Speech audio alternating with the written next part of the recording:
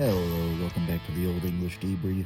It is Wednesday, March 11th, 2026, and you are in the right spot for all things Detroit Tigers.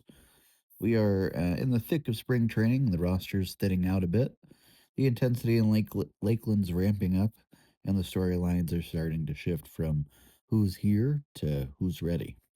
On today's midweek check-in, we're diving into a massive update on the Tarik Skubal saga, a breakdown of the last 48 hours of game action, and a growing situation in the middle infield that might force the front office into a very difficult decision. But first, we are going to start with the Monday and Tuesday game recaps. Monday at Joker Marchant ended in a 4-4 tie with the Rays. Kevin McGonigle continues to be the absolute story of March and spring training in general. He crushed a game-tying solo home run to right center in the seventh inning that had the whole stadium buzzing.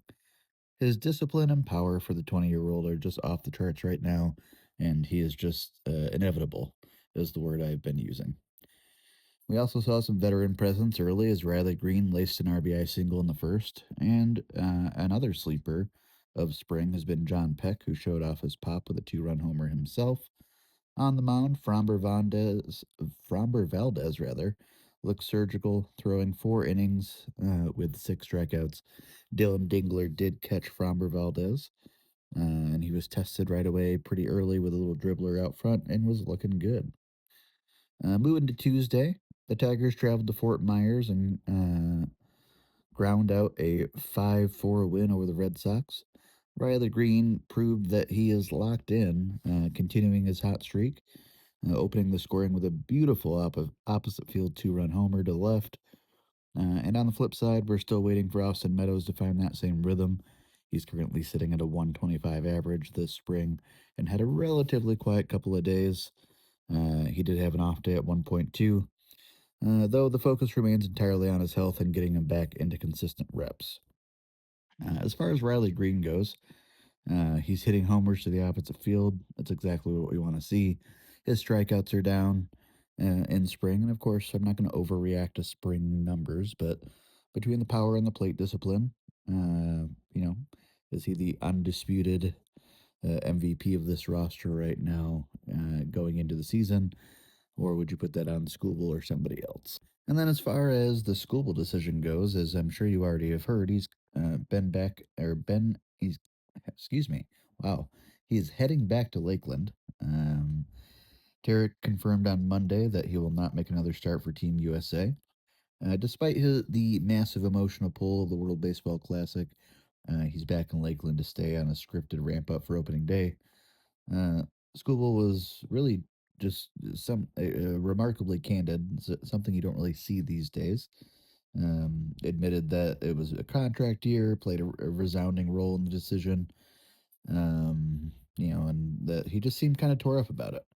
After talking it through with AJ Hinch and Scott Boras, the choice was made to prioritize his long term health over the tournament.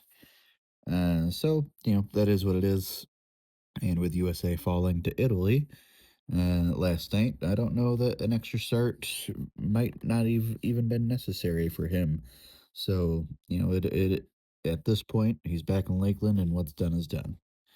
And back in Lakeland, Scubal's back, but we did get a new medical report, and it is getting crowded.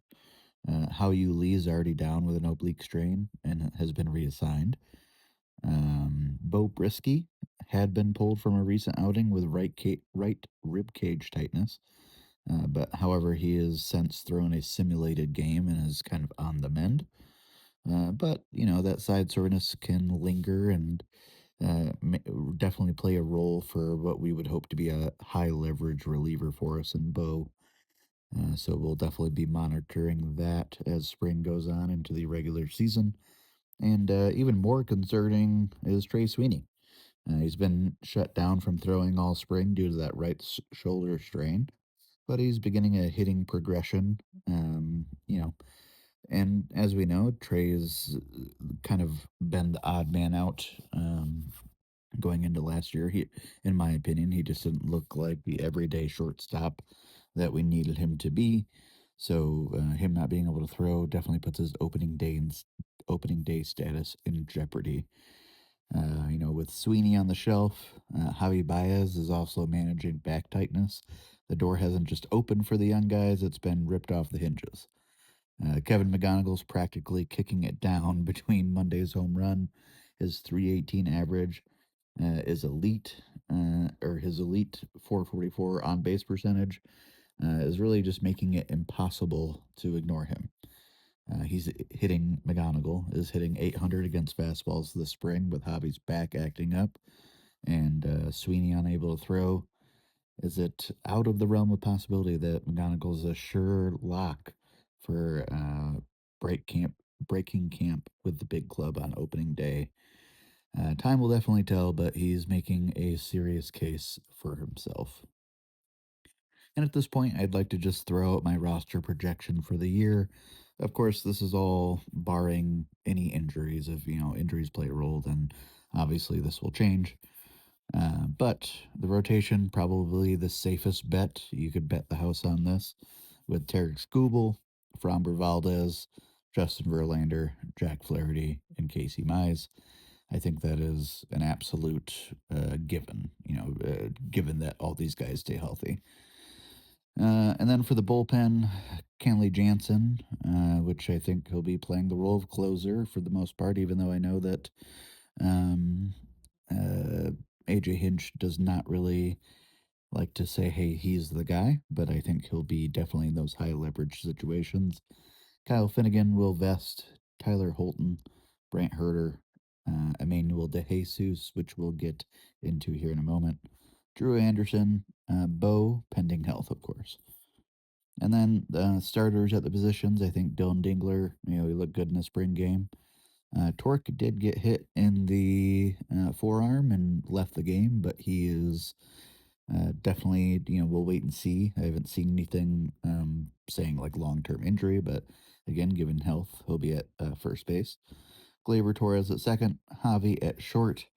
But, if he's unable to make it to opening day due to his back, I'd say Kevin McGonigle is definitely the heavy favorite to fill in if both Javi and Sweeney are not ready for opening day. Colt Keith at the hot corner at third, which is going to be interesting. We'll keep an eye on that. Riley Green in left. Parker Meadows, as much as he struggled, he still has plenty of time um, to get things going, and really see. Yes, he's not hitting in the way that we want him to hit, but his defense is important too. He's not necessarily going to be lighting up the world with a 300 average, but he's also, he's fast and he plays great defense, and that can't be understated for him. And just overall, I think that he needs to obviously hit more, but who else is going to play center field? Javi's hurt; he can't play center. So who's it going to be? Kerry Carpenter and Wenzel. And then on the bench depth, we got Jake Rogers, Zach McKinstry, and Veerling, and our utility guys, as well as Jemai Jones. And those are my predictions for that opening day roster. Like I said earlier in the bullpen, Emmanuel De Jesus is officially had his contract selected for the 40-man roster on March 10th. He looks like a major weapon for the middle innings and had that amazing outing in the World Baseball Classic. On the injury front, Troy Milton, as a part of this move, was moved to the 60-day IL with right elbow inflammation, which pushes his season debut into May. This also follows Monday's official options of Hao Yu Lee, Eduardo Valencia, and Tyron Lorenzo.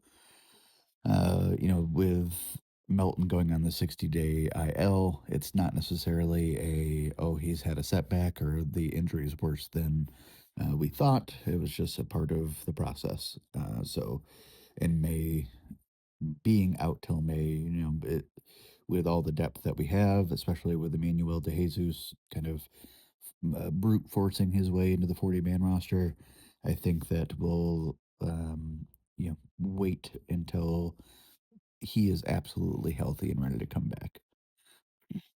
Looking ahead, the Yankees are going to be in Lakeland. The A team portion of the schedule truly begins tomorrow on the 12th. The Yankees are coming to Lakeland for a 105 first pitch. You could expect to see the opening day lineup get at least 3 to 4 at bats in this game, I would say. And then, we'll be talking about that game and previewing the weekend on Friday for the weekend preview. That's going to wrap up your midweek check in for our Tigers. With the middle infield getting banged up and Trey Sweeney still unable to throw, are you going to be trusting Kevin McGonigle to be your opening day shortstop, or are you worried about that service time? Drop your answers in the comments on Spotify. Head over to the YouTube channel and comment, follow, like, subscribe, and do all that fun stuff to the Old English Debrief to join that conversation. And as always, be kind to each other and go Tigers for life.